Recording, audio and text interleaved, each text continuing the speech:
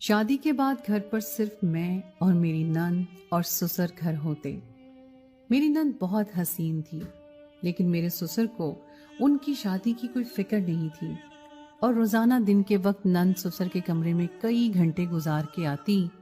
میں سمجھتی ان کی بیٹی ہے، خدمت کر رہی ہوگی۔ پھر ایک دن میں اچانک کمرے میں گئی تو میری چیخیں نکل گئیں، کیونکہ کبھی کبھی میں بہت حیران ہوتی کہ میری نند سمینہ بہت حسین اور خوبصورت ہونے کے باوجود بھی ابھی تک کنواری تھی۔ ایسا نہیں تھا کہ اس کے رشتے نہیں آتے تھے، بلکہ میرے سسر اس کی شادی ہی نہیں کرنا چاہتے تھے۔ جب بھی کوئی رشتہ آتا تو وہ کوئی نہ کوئی بہانہ بنا کر منع کر دیتے۔ میری نند سمینہ عمر میں مجھ سے بڑی تھی اور اس کی شادی کی عمر نکلتی جا رہی تھی، لیکن کسی نے بھی اس طرف شاید توجہ نہیں دی تھی، کیونکہ میرے سسرال میں صرف میں، میری نند اور سسر تھے۔ میرا شوہر ایک پردیسی تھا اور شادی کے بعد 2 سال کے لیے امریکہ چلا گیا۔ شروع میں مجھے لگا کہ شاید سمینہ کے سر پر ماں کا سایہ نہیں ہے، اسی لیے کسی نے اس پر توجہ نہیں دی اور صحیح عمر میں اس کی شادی کا فیصلہ بھی نہیں کیا۔ لیکن کچھ ہی دنوں میں مجھے اندازہ ہو گیا کہ میں سوچ رہی ہوں ایسا بالکل بھی نہیں ہے۔ سمینہ کے لیے تو آئے دن ہی کوئی نہ کوئی رشتہ آیا رہتا تھا، لیکن اس کے باوجود اب تک اس کا رشتہ نہیں ہو سکا تھا، اور اس کے پیچھے جو وجہ تھی، جب اس پر سے پردہ ہٹا تو میرے قدموں تلے سے زمین نکل گئی۔ میری نند بہت ہی اچھی تھی اور میرا بہت خیال رکھتی تھی، اپنے باپ کی بھی بہت خدمت کرتی تھی۔ سارا دن وہ اپنے باپ کے کمرے میں ہی گزار دیتی، اور میں ہمیشہ یہ سوچتی یہ کتنی اچھی بیٹی ہے کہ اس کا کوئی خیال بھی نہیں کرتا، اور یہ سب کی کتنی خدمت کرتی ہے۔ اس عمر میں تو لڑکیاں شادی کر کے اپنے گھروں میں خوش باش زندگی گزار رہی ہوتی ہیں، اور بیچاری سمینہ اپنے والد کی خدمت میں ہی مصروف رہتی۔ کبھی کبھی میں سوچتی کہ سمینہ کے دل میں بھی اپنی شادی کو لے کر کتنے ارمان ہوں گے، لیکن مجھے اس حوالے سے بات کرنا کچھ مناسب نہیں لگتا تھا کہ کہیں اس کے دل کو ٹھیس نہ پہنچ جائے۔ جہاں میں شادی ہو کر آئی تھی، یہ ایک چھوٹا سا اپارٹمنٹ تھا جس میں ہم رہائش پذیر تھے۔ اس میں 3 ہی کمرے تھے، میرا، میری نند کا اور میرے سسر کا۔ گھر میں کام نہ ہونے کے برابر تھا۔ میں گھر کا تھوڑا بہت کام کرتی تو میری نند بھی برابر سے میرا ہاتھ بٹاتی تھی، اور اس کے بعد میں اپنے کمرے میں ہی رہتی، کیونکہ نند تو زیادہ تر سسر کے کمرے میں ہوتی اور مجھے ان کے بیچ بیٹھنا اچھا نہیں لگتا تھا۔ میں سارا وقت اپنی اماں سے فون پر باتوں میں لگی رہتی، یا پھر میرے شوہر اکرم کا ہی فون آ جاتا۔ میری اکرم کی شادی میرے سسر کی پسند سے ہوئی تھی۔ میرے سسر نے مجھے کسی تقریب میں دیکھ کر اکرم کے لیے پسند کیا تھا، اور میرے ماں باپ نے بھی یہ دیکھ کر شادی کر دی کہ اکرم ایک بہت اچھا اور پیسے والا شخص ہے۔ میرے سسر بھی ایک ریٹائرڈ سرکاری افسر تھے اور ان کے پاس بھی جائیداد کی کوئی کمی نہیں تھی۔ کچھ وقت ہمارا رشتہ رہا اور اس کے بعد ہم شادی کے رشتے میں بندھ گئے۔ میں جب پہلی دفعہ شادی ہو کر سسرال پہنچی تو حیران رہ گئی۔ مجھے لگا تھا میں کسی بڑے سے گھر میں شادی ہو کر جا رہی ہوں، کیونکہ سب نے بھی یہی بتایا تھا کہ اکرم، اس کے والد، بہت ہی پیسے والے ہیں۔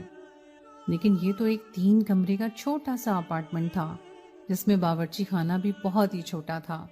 شادی کی رات میں دلہن بنی بیٹھی تھی اور اس چھوٹے سے کمرے کو پوری طرح پھولوں سے سجایا گیا تھا۔ کمرہ چھوٹا ہونے کی وجہ سے پھولوں کی مہک پوری طرح رچی بسی ہوئی تھی۔ میرا دل بہت تیزی سے دھڑک رہا تھا اور کئی ارمان دل میں مچل رہے تھے۔ رخصتی کے وقت میری سہیلیوں نے کئی ایسی باتیں میری گوش گزار کی تھی کہ میں خود بخود اس نئے رشتے کو لے کر بہت زیادہ جذبات محسوس کر رہی تھی، یا شاید پھر یہ نکاح کا اثر تھا جس نے میرے دل میں اکرم کے لیے کچھ خاص جذبات بھر دیے تھے۔ اکرم جیسے ہی کمرے میں آئے تو میرے وجود پر کپ کپاہٹ طاری ہو گئی۔ آنے والے لمحوں کا سوچ کر مجھے عجیب سی گھبراہٹ ہو رہی تھی۔ میں بے چینی سے اپنے دونوں ہاتھوں کی انگلیاں مروڑنے لگی جب اکرم نے میرے ہاتھوں کو اپنے ہاتھ میں تھام لیا۔ محبت سے انہوں نے میرے ہاتھوں کا بوسہ لیا، اور جب اکرم نے مجھ سے محبت کا اظہار کیا تو مجھے لگا کہ میری زندگی مکمل ہو گئی ہے اور اب کوئی ادھورا پن باقی نہیں رہے گا۔ اکرم مجھ پر ساری رات اپنی محبت کی برسات کرتے رہے، وہ بھی جذبات کی شدت سے پوری طرح بے قابو تھے۔ اور وصل کی رات میں تمام دوریاں مٹ سی گئی تھیں۔ اکرم کی باہوں نے مجھے ایسا سکون بخشا تھا کہ میں سب کچھ بھول کر بس اس کی ہو گئی تھی۔ پہلی بار میں نے زندگی میں کبھی کسی مرد کا لمس محسوس کیا تھا اور وہ میرا محرم تھا۔ اس لیے مجھے لگا کہ اب میری زندگی خوشیوں کا گہوارہ بن گئی ہے۔ اکرم شادی کے بعد کچھ ہی دن میرے ساتھ رہے اور ان کچھ دنوں میں ہم دونوں نے پورے شہر کی سیر کی۔ ہر گزرتے دن کے ساتھ اکرم کی محبت میں اضافہ ہوتا چلا گیا تھا اور اکرم نے واقعی ثابت کر دیا تھا کہ اس کے پاس پیسے کی کوئی کمی نہیں ہے۔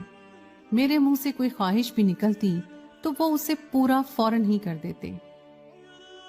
میں نے اکرم کے ساتھ اتنے اچھے دن گزارے کہ مجھے احساس ہوا کہ میرے ماں باپ نے میرے لیے بالکل درست فیصلہ کیا ہے۔ میں اکرم سے اکثر پوچھتی کہ جب آپ کے پاس اتنا پیسہ ہے تو ہم اتنے چھوٹے سے اپارٹمنٹ میں کیوں رہتے ہیں؟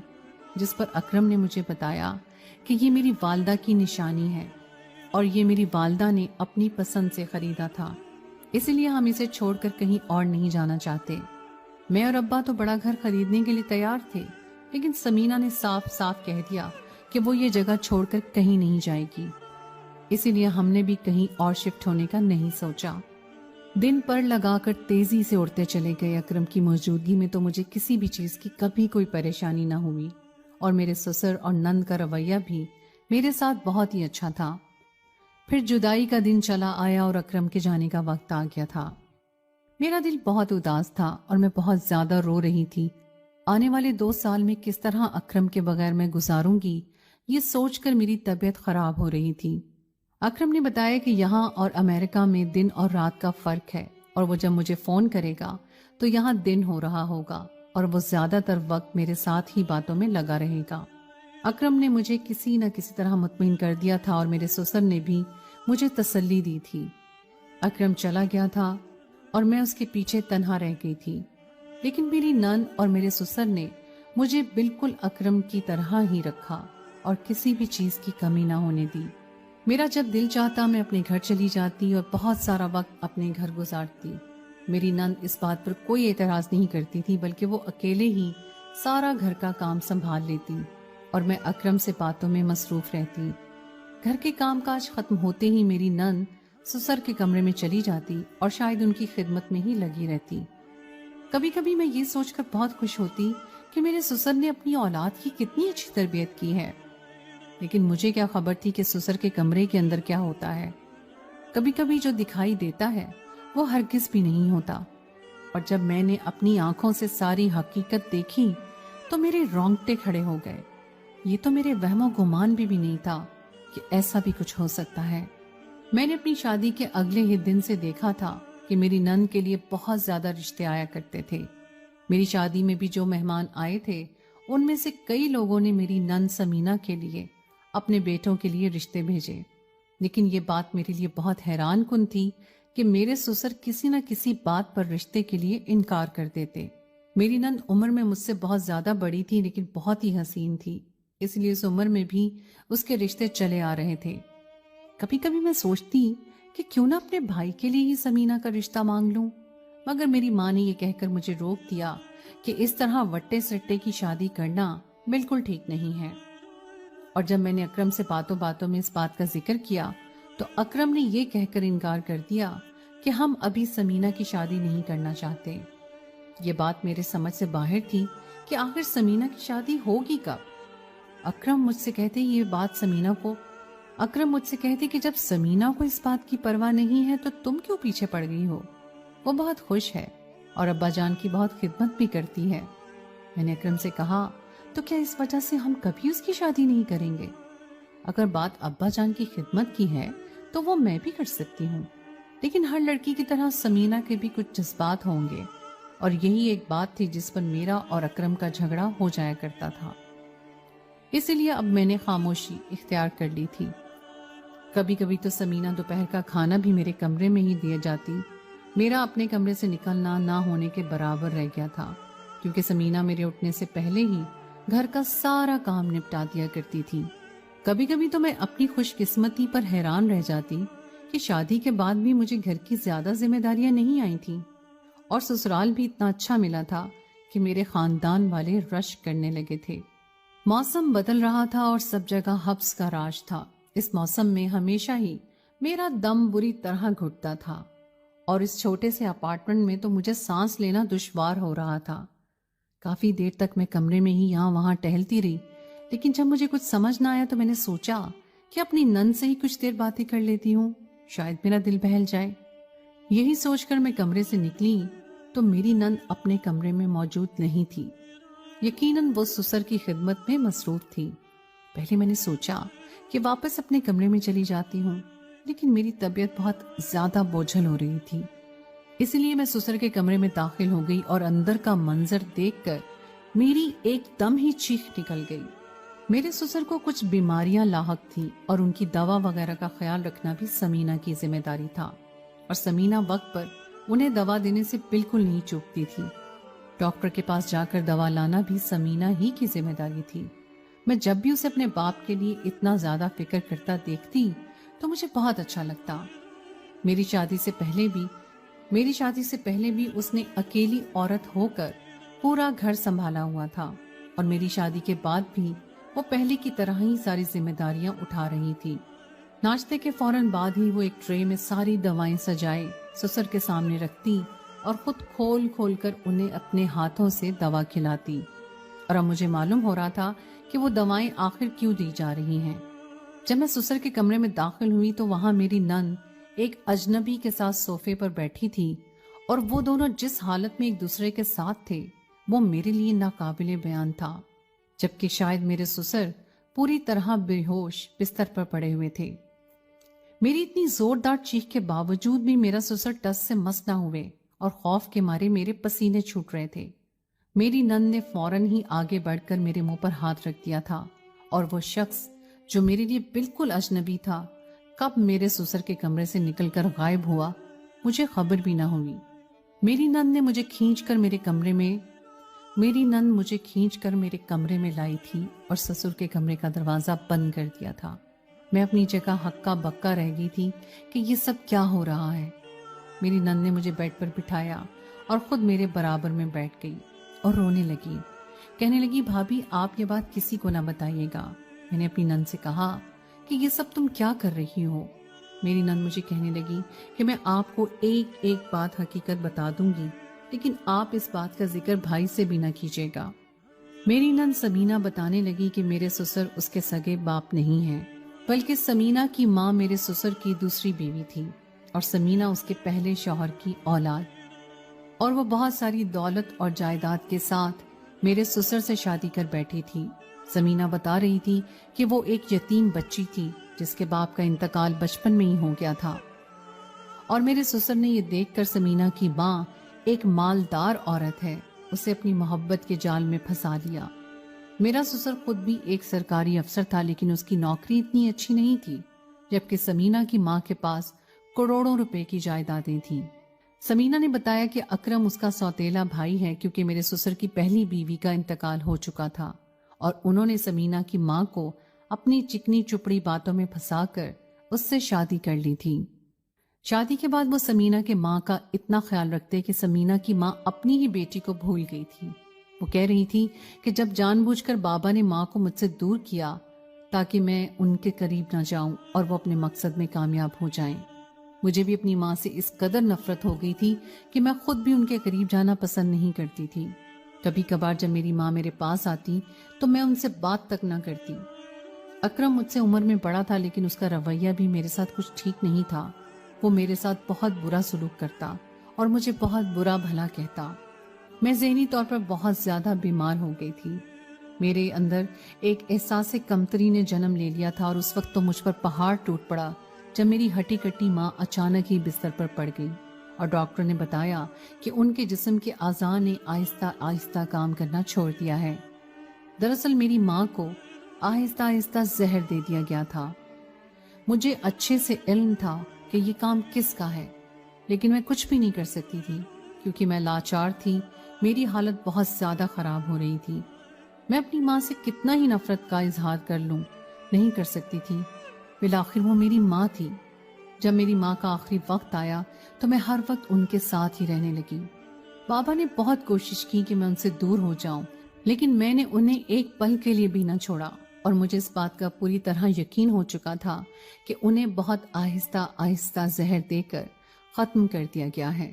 میری اچھی بھلی ماں کچھ مہینوں میں میری آنکھوں کے سامنے دم توڑ گئی، اور میں اپنے سوتیلے باپ کے رحم و کرم پر رہ گئی۔ میرا سوتیلا باپ یہ سوچ کر خوش ہو گیا کہ اب ساری جائیداد کا مالک وہ ہے، لیکن اس وقت اس کے سر پر بم پھٹ گیا جب میری ماں کا وکیل گھر آیا اور اس نے بتایا کہ ساری جائیداد میرے نام پر منتقل ہو گئی ہے اور میری شادی کے بعد میرے حوالے ہوگی۔ جب تک اس جائیداد پر میرے سوتیلے باپ کو دیکھ بھال کا اختیار دیا گیا تھا، میں اچھے سے جانتی تھی کہ اب میرا سوتیلا باپ کبھی میری شادی نہیں ہونے دے گا۔ مجھے جائیداد کی لالچ نہیں تھی، اپنی ماں کے مرنے کا غم میرے دل میں سما گیا تھا۔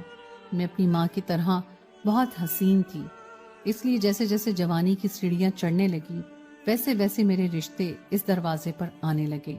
لیکن میرا سوتیلا اور ظالم باپ میری شادی کر کے اس جائیداد سے کیسے ہاتھ دھو سکتا تھا، جس کے بل بوتے پر اس نے اپنے بیٹے اکرم کو باہر ملک سے مہنگی والی ڈگری دلوائی تھی، اور اسی ڈگری کی بدولت اکرم آج امریکہ میں ایک بہت اچھی نوکری کر رہا ہے۔ بہت عرصہ تک میں اپنے جذبات کو قابو میں رکھتی رہی، لیکن میں ساری زندگی اپنے دل کو باندھ کر نہیں رکھ سکتی تھی۔ ایک دن میرے سوتیلے باپ کی حالت ٹھیک نہیں تھی اور میں اسے ڈاکٹر کے پاس لے گئی تو وہاں مجھے اسد مل گیا، جو ایک بزنس مین تھا۔ اسد بھی ہر آدمی کی طرح پہلی ہی نظر میں میرے حسن پر فدا ہو گیا۔ وہ اپنی ماں کو لے کر ڈاکٹر کے پاس آیا تھا۔ اس کی ماں نے باتوں باتوں میں مجھ سے میرا پتہ لے لیا اور پھر کچھ ہی دنوں کے بعد اسد کے لیے میرا رشتہ لے کر چلی آئیں۔ لیکن مجھے اچھے سے معلوم تھا کہ یہ رشتہ کبھی نہیں ہو سکتا، اور یہی بات میں نے اسد کو بھی سمجھانے کی کوشش کی۔ میرا اور اسد کا فون پر رابطہ ہونے لگا تھا، اور جب اسد نے ایک ایک بات جان لی تو اس نے یہی راستہ نکالا کہ ہم دونوں خفیہ طور پر نکاح کر لیں اور صحیح وقت پر آنے پر اس بات کو سامنے لائیں۔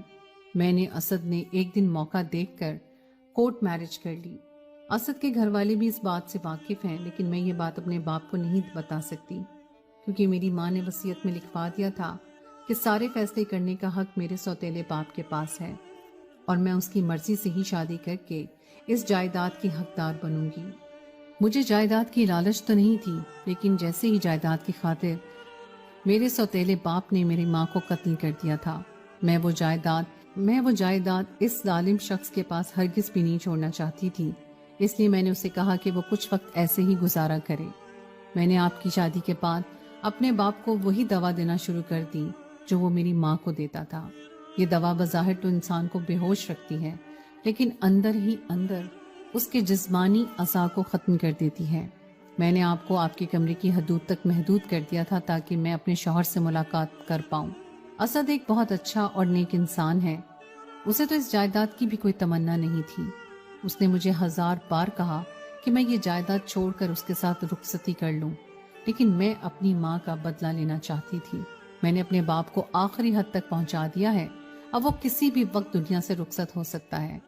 آپ اکرم کی زندگی میں ہیں، اس لیے اکرم کو اپنے باپ کے مرنے پر قتل کا شک ہرگز بھی نہیں ہوگا، کیونکہ آپ خود گواہی دیں گی کہ میں کس طرح اپنے باپ کا خیال رکھتی تھی۔ میں نے بہت سوچ سمجھ کر یہ منصوبہ بندی کی، اور جب میرا باپ بے ہوش پڑا ہوتا تو میں اسد کو ملاقات کے لیے بلا لیتی۔ میں اسد کو اپنے کمرے میں اس خوف سے نہیں بلاتی تھی کہ کہیں آپ نہ چلی آئیں۔ میں جانتی تھی کہ آپ اپنے سسر کے کمرے میں نہیں آئیں گی۔ بس کچھ ہی دنوں میں یہ ظالم شخص اس دنیا سے چلا جائے گا اور آپ خود اسد کے ساتھ مجھے بیاہ دیں گی، اور میری شادی ہوتے ہی بھائی آپ کو اپنے ساتھ امریکہ لے جائے گا۔ اس طرح ہم سب اپنی زندگیوں میں آباد ہو سکتے ہیں۔ سمینہ کے انکشافات نے مجھے ہکا بکا کر دیا تھا۔ میں جسے ایک